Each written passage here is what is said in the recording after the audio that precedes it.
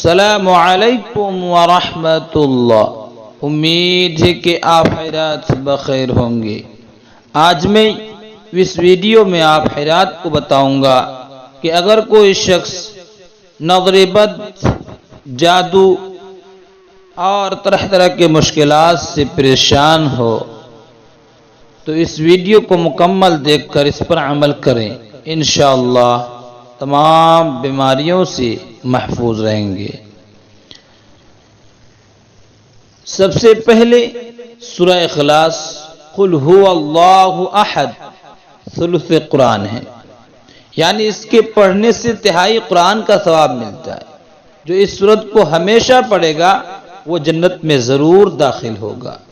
جو سوتے وقت دائیں کروٹ پر لیٹ کر 100 مرتبہ پڑھے گا تو قیامت کے روز اللہ اس کو دائیں جانب سے جنت میں داخل کرے گا۔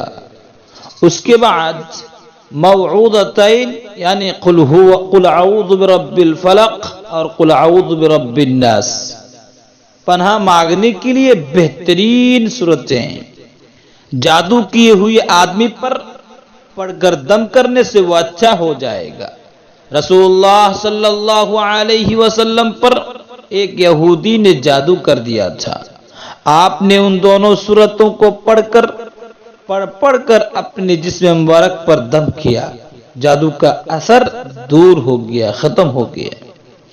سوتے وقت آپ ان دونوں صورتوں کو ہتھیلیوں پر دم کر کے پورے جسم پر پھیرتے تھے۔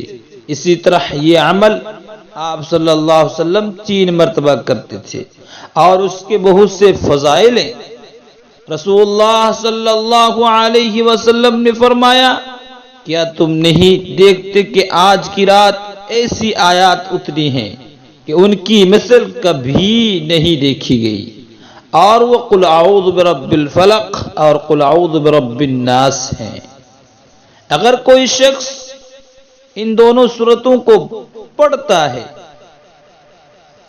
اگر کسی کو پیٹ میں درد ہو یا بخار ہو، بس ان دونوں صورتوں کو پڑھ کر دم کریں، انشاءاللہ وہ تمام بیماریوں سے محفوظ رہے گا۔